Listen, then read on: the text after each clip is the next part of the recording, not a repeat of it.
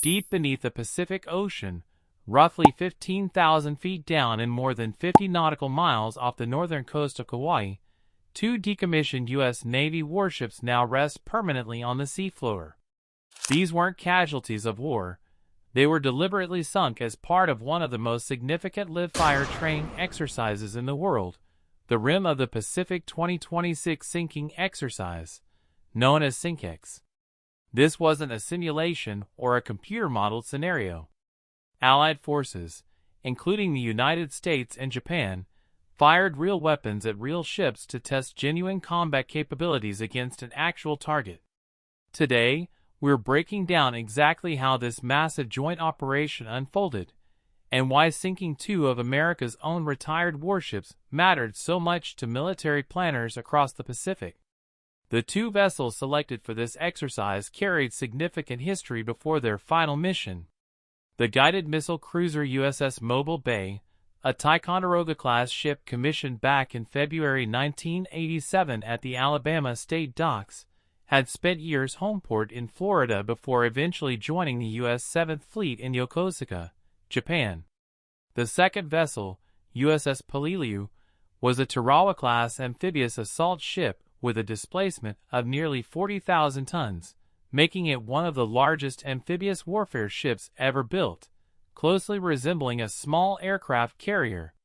Over more than 35 years of service, Peleliu had launched aircraft from its massive flight deck during both combat operations and humanitarian missions spanning half the globe.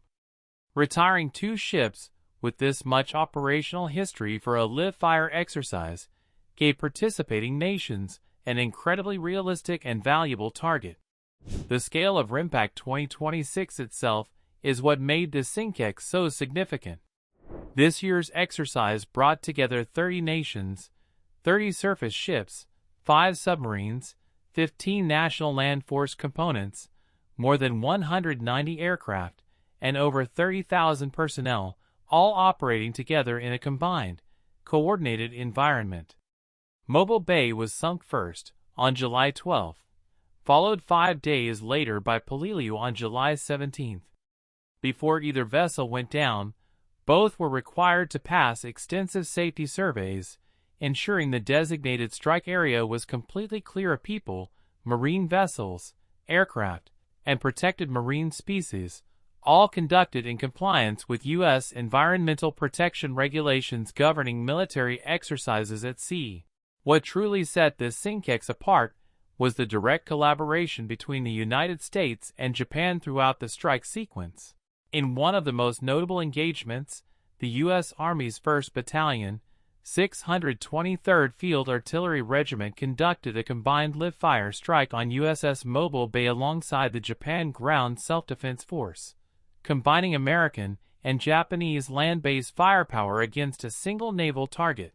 Later, when USS Peleliu was engaged, the Spanish Navy frigate ESPS Alvaro de Bazan coordinated a joint attack alongside the Japan Maritime Self-Defense Force destroyer JS Congo, both vessels firing RGM-84 Harpoon anti-ship missiles simultaneously.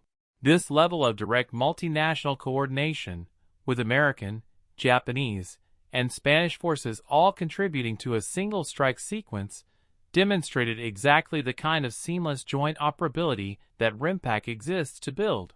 Beyond the U.S. Japan collaboration, the broader strike operation showcased an impressive range of modern naval strike technology from multiple allied nations.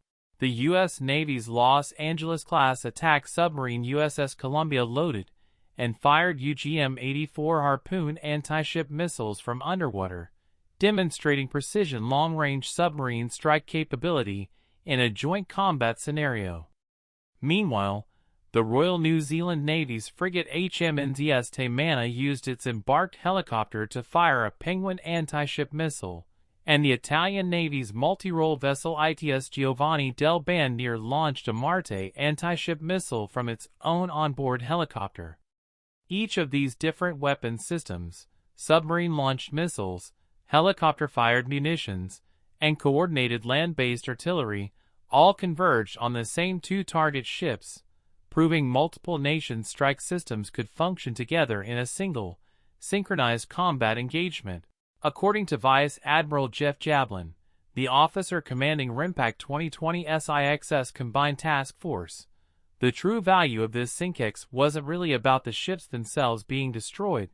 It was about what the coordinated firing revealed regarding the strength of the coalition conducting it.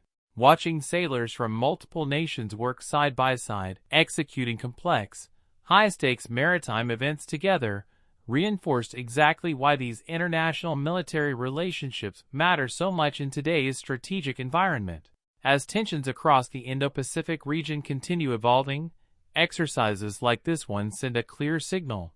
American and allied forces, including Japan, aren't just training independently anymore. They're building genuine, battle-tested interoperability, one live-fire exercise at a time. If you found this breakdown of the RIMPAC 2026 SINKEX interesting, hit subscribe for more military exercise and defense tech content like this. Drop a like, let us know which nation's strike system impressed you most, and we'll see you in the next one.